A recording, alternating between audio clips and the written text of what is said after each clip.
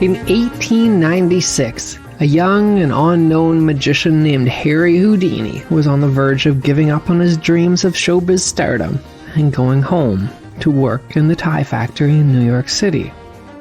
Before that, though, he went on one last tour through the Canadian Maritimes provinces doing his beloved magic show before giving up for good.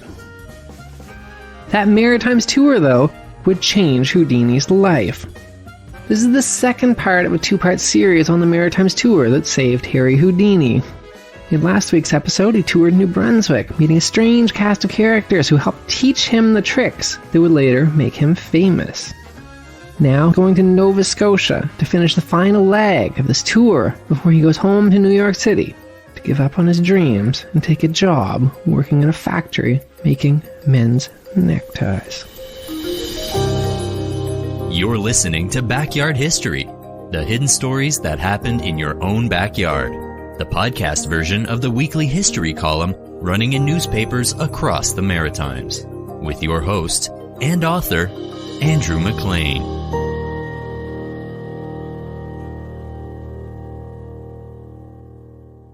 Having finished up their tour in New Brunswick, Harry Houdini and his wife Bess were now headed to Halifax, which was their tour leader, Marco the Magician's, hometown. Many artists at that time found that Halifax was the worst city to perform in the Maritimes. One actor, with the King Handley Company, complained to the New York Mirror that, "On this round globe of ours, we fondly hope and steadfastly believe there's no such dull, unprogressive dormouse of a town as Halifax, Nova Scotia." At the time, the dour industrial seaport of Halifax seemed to always be covered in heavy smoke from its factories, relentless rain, and grey fog.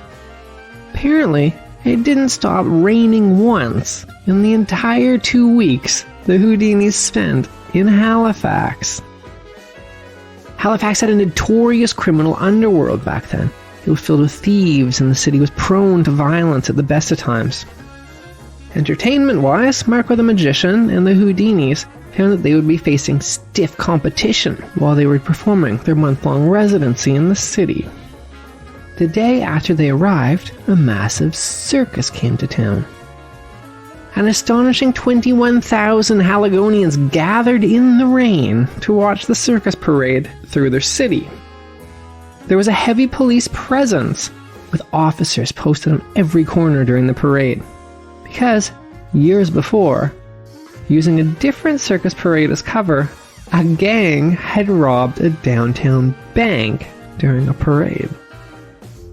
The Houdinis quickly discovered that Halifax was in a state of absolute chaos that summer, even by the standards that chaotic city was accustomed to.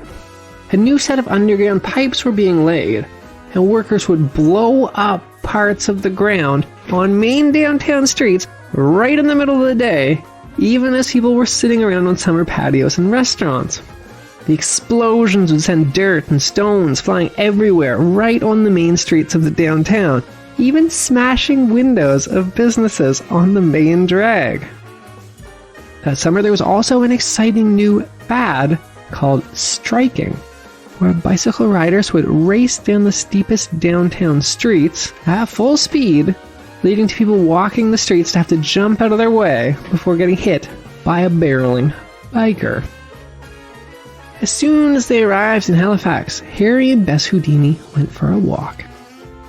They were greeted by witnessing a wild chase as the police on foot raced after a thief.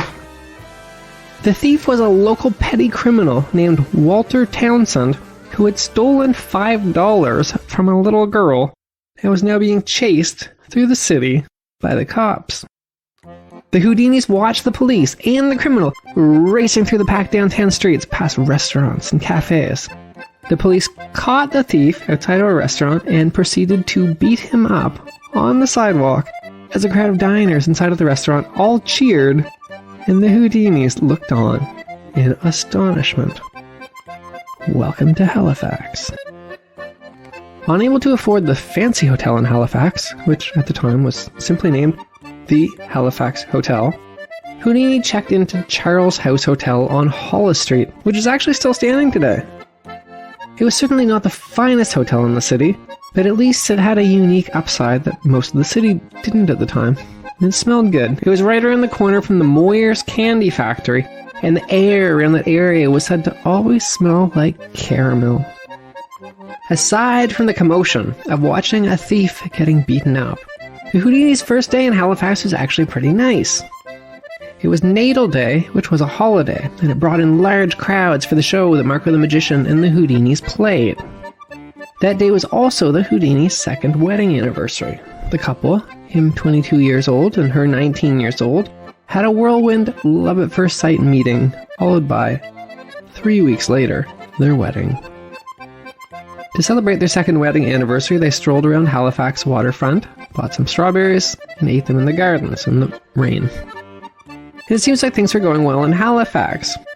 And then the next day, not so much. It was election day, the 1896 Canadian federal election. Local boy Sir Charles Tupper, former Premier of Nova Scotia, who was then the current Prime Minister of Canada, was against a hotshot young newcomer from Quebec, Wilfrid Laurier, who was running for the Liberals. Nova Scotians thought it would be a landslide victory for their local boy. I mean, they were half right. It was a landslide. But, well, it's not Charles Tupper's face on the Canadian $5 bill today. Now is it? Elections were always a chaotic time in Canada back then, but this one was particularly so because not only did Charles Tupper lose, and lose badly, he actually refused to concede. In fact, he actually refused to step down as Prime Minister at all. And not only did he refuse to step down as Prime Minister, Tupper kept on issuing orders as if he were still Prime Minister, and people just sort of kind of quietly stopped following them and ignored him. Even a certain recent American ex-president who didn't want to leave didn't go that far. So how's that for a little bit of Canadian awkward history that we sort of collectively pretend didn't happen? Amidst all of that election chaos, the very next day, seemingly oblivious to the tense mood gripping not only the city of Halifax but the entire country of Canada, Harry Houdini showed up with a gaggle of reporters at the police station asking to see the chief of police. He hadn't made an appointment or informed the chief that he was planning on using their police station as a stage for a media publicity stunt to try and advertise himself. Despite his remarkably tone-deaf timing, Houdini got lucky because 54-year-old Chief of Police John O'Sullivan, who was an enormously tall, grey-haired Irish immigrant who was normally rather stern and the consummate professional policeman, happened to have a weakness for the performing arts. Chief of Police loved the theatre. He often personally guarded the Halifax Academy of Music on big nights to keep the audience safe. Although many people suspected this was just a ploy to get free tickets. The Chief of Police was fascinated by a short little New Yorker standing a mere 5 feet 5 inches, claiming he could escape the Halifax Police's finest handcuffs. Gamely, Chief O'Sullivan put a set of normal handcuffs on Houdini. It took the magician 32 seconds to escape. Now he was definitely interested. The chief of police put 3 pairs of handcuffs on Houdini's wrists, and then he handcuffed the handcuffs together with a 4th set. Houdini turned his back to work on do the trick. It took him 2 minutes to get all 4 pairs of handcuffs unlocked. Now, thoroughly fascinated by this strange saga unfolding before him, Chief O'Sullivan went away to his office and returned with a massive set of ancient handcuffs from the British Navy, which the Halifax Herald newspaper described as the old ones used in days long ago. As the reporters watched on, Houdini struggled with the strange ancient handcuffs. The Morning Chronicle newspaper wrote that the chief's challenge bothered him considerably, while the Acadian Reporter newspaper wrote, Houdini said he had never been so badly shackled before. Harry Houdini needed a clue. He asked Chief O'Sullivan how the strange ancient locks worked. After the chief explained the locking mechanism, it took Houdini 2.5 minutes to figure out how to open it, even though the chief was still holding the key. Chief O'Sullivan gave Houdini the handcuffs as a souvenir, and for decades later, what Houdini called the Nova Scotia leg irons trick would remain a major part of the acts that he performed all over the world. After that, in front of the reporters, Houdini asked the chief of police to strip him down to his underwear and to lock him in a prison cell in the police station's basement and to leave him there, and he would escape. Now, the Halifax papers covered this next trick in detail. I could read quotes from those, but I've got one better on this one. Harry Houdini actually wrote his own news article pretending to be a reporter for the Halifax Chronicle newspaper, and he sent this longer and significantly more embellished article to other newspapers back in the United States, which they in turn published as a way to promote himself. So here is a quote from Harry Houdini pretending to be a reporter writing about Harry Houdini's escape in the Halifax police station. The title for the article that he wrote about himself was The Slippery Prisoner. A strange young man was arrested this morning by officers Pring and Killen at the instigation of Manager Clark of the Academy of Music, who claimed the stranger was a dangerous criminal. After being brought to police headquarters, Chief O'Sullivan securely handcuffed and shackled his limbs together, producing a pair of recently purchased double-lock handcuffs. Joined the leg shackles and handcuffs together. It certainly appeared as if the prisoner was secured. Nevertheless, 5 minutes after, the chief, wishing to question the unknown man, sent for him, while the startling feat became known that the prisoner had escaped handcuffs, shackles, and all. As the only exit from the cell led through the chief's office, it is certainly a mystery how the prisoner had escaped. Chief O'Sullivan was in a quandary when a messenger boy entered and delivered a neatly done-up parcel addressed to the chief of police. On being opened, the parcel was found to contain handcuffs and shackles, which were linked together like a huge chain, and also contained a card with the inscription, "Compliments to the mysterious Harry Houdini. Good for 1 box at Academy of Music. Come and see a good magician." Aside from the obvious parts that Harry had exaggerated, the factual difference with the Halifax news reports was that instead of sending a note, Houdini actually phoned the chief of police from the hotel, asking for his clothes back. Which begs the question what, if anything, Houdini was wearing as he went down the streets. The future world-famous magician running down the streets of Halifax in his underwear would have been quite something. Also omitted from Houdini's article, but mentioned by the real newspapers, was that during the time of his escape, while everyone in the police station was distracted, Walter Townsend, that guy who got tackled in front of the Houdinis for stealing $5 from a little girl, actually did a real jailbreak and got out of the prison while the police had been busy with Houdini's tricks. Although Houdini's time in Halifax seemed to get off to a fantastic start, with newspapers brimming of positive press about him, the very next day he was instantly forgotten when another magician came to town. Herman the Great was then considered the most famous magician in the world. Compared to Marco the Magician and Houdini, they were just cheap knockoffs. Even worse, Herman the Great was in Halifax for a full 4-week residency. Things got worse. Completely overshadowed, the beleaguered theatre company performed to audiences only a fraction the size of even St. John's meager audiences. Meanwhile, their touring expenses for hotels, printing, advertising, meals, and paying employees mounted. Marco the Magician was desperately struggling to pay his tour's bills. While he was still paying the Houdinis and his little crew of 3 stagehands, unbeknownst to them all, Marco the Magician was racking up huge debts. In the middle of their sparsely attended shows, right in his own hometown of Halifax, Marco the Magician's performance was interrupted by police officers mounting the stage. Right on the stage, right in the middle of his show, right in his hometown of Halifax, Marco the Magician was arrested for non-payment of debt and was told by the police that his magic company was being shut down. Even worse, the police were seizing all of the crestfallen magician's gear to pay his debtors.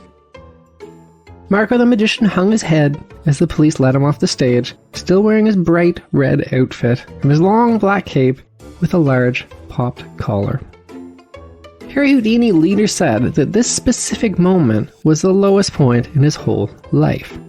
It seemed that no matter how hard he tried, everything he did ended in failure, so he decided to quit. If he was looking for a sign to give up on his dream, seeing the man who gave him his last chance to make it in show business arrested on stage as he performed was about as clear as he was going to get. So he decided it was finally time to give up on his dreams of making it in show business, go back home to New York City, and get a job working in the factory making men's neckties. He later said that he even went so far as to actually try to sell his own beloved magic show equipment to someone in Halifax. And even then it didn't work out for him because that person turned him down. Nobody even wanted his magic equipment. So Harry and Bess Houdini packed up to go back to America. Back to a life in the old tie factory. But as they were in their hotel room packing up, Harry Houdini received a postcard. It was from the washed-up but once great aged and forgotten magician Harry Houdini had met in St. John earlier in the tour, Samry Baldwin. The postcard simply read, "Your work is so cleverly done that you perhaps will succeed where others have failed." Harry would hold on to that postcard for the rest of his life. Harry and Bess discussed it, and they decided to delay the return to America. Not for good, mind you, just for a little bit. They had one last thing to do. Two, actually. The tour of the Maritimes that Marco the Magician had booked and invited them on when they were stranded and penniless in New England still had 2 dates left on them. These tour dates were coming up in only a couple days, and they were in Dartmouth. With Marco the Magician now bankrupt and in jail, all of his magic equipment seized by creditors, he obviously wouldn't be performing the 2 remaining shows that were booked. But Marco had been good to the Houdinis. He'd given them a job and he helped them when they were bankrupt and stranded in New England, and they wanted to repay the favor. They decided the show must go on, and they would play those final 2 shows of the tour in Dartmouth. So they took the ferry across the harbor to Dartmouth. Even though it was a clear windless day, Harry still managed to get seasick anyways, once again throwing up over the railing, even on the short little trip across the harbor. If Halifax was rough back then, well, Dartmouth was rougher. The Houdinis would have been greeted at the ferry by what the police complained were chronic loafers who made it their life's duty to hang around the Dartmouth ferry from dawn to dusk. The ferry would have been greeted by the then rather infamous smells of Dartmouth. Drying fish, burned sugar from the refinery, acrid industrial smoke, all mixed with the strong smell of soap from the nearby soap factory. The 2 final shows of the tour were booked at the St. Peter's Catholic Church on Maple Street. Their performances were sponsored by the Catholic Total Abstinence Society. It was just Harry and Bess now. They had no stage crew to help them out, and they had very little equipment. They went out into the streets of Dartmouth, and they hired up some young boys they found hanging out to help them build the stage and to get set up for their shows. One of the boys was John Martin, who would grow up to become a historian and a local author. He later recounted that as well as paying him and his friends to help set up the stage, Bess and Harry Houdini also asked them where to find the most prominent people in all of Dartmouth. The young boys thought about it, and they brought them the names of what, in these young kids' mind, was the most important people in Dartmouth. One was a local police officer, and the other was the town dog catcher. The Houdinis offered to bring those 2 most prominent men in all of Dartmouth on stage as part of their act, if those 2 men helped promote their show. On Monday evening, Harry and Bess Houdini stepped out onto the stage at Dartmouth St. Peter's Church. It was a monumental night in their life, the first time as headliners on an international stage, and it was in Dartmouth. They walked out onto the stage and gazed across the room, and they found that the room was packed. It was a sold-out show. Based on word of mouth from the Dartmouth celebrities and the little boys they'd hired, they sold out their first headlining international show.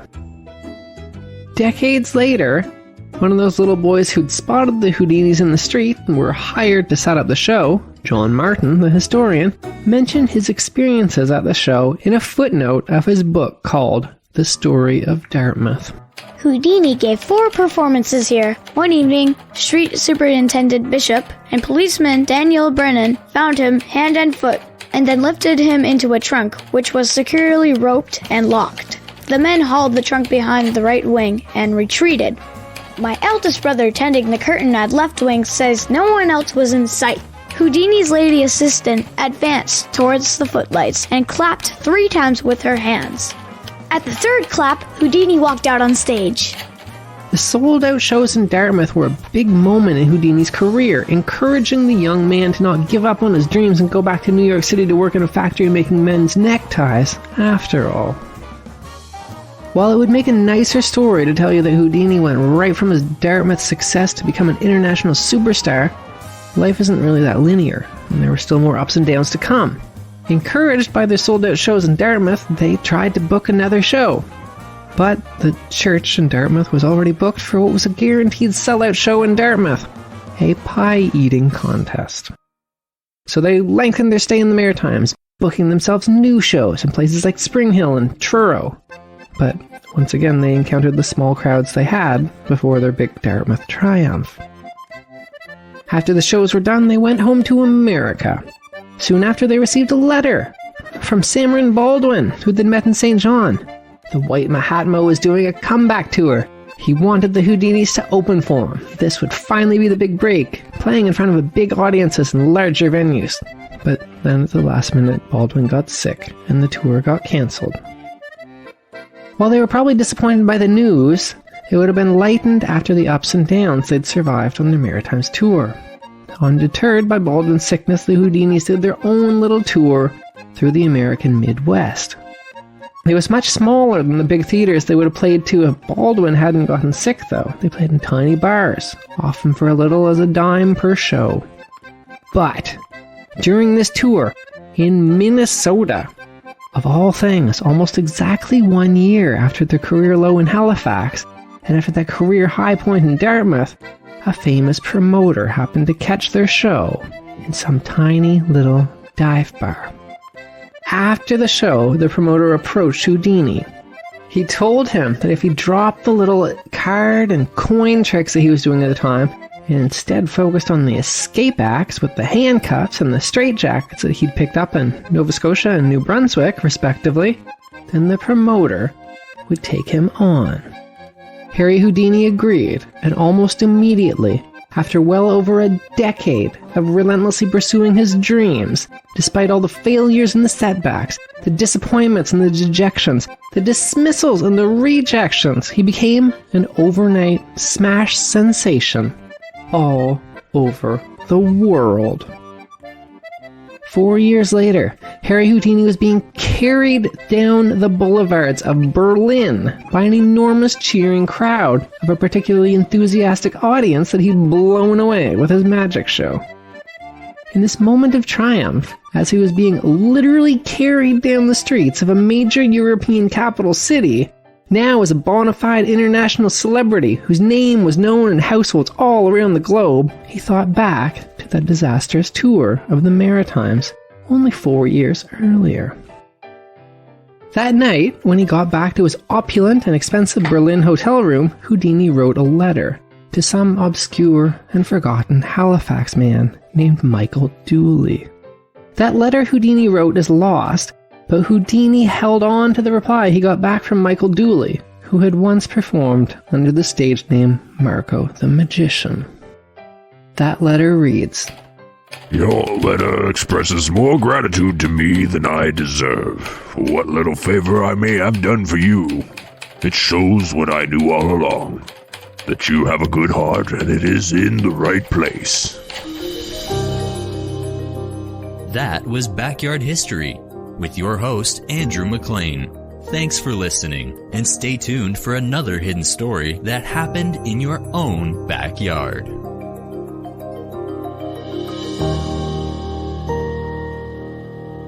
Produced by Jordan Lozier.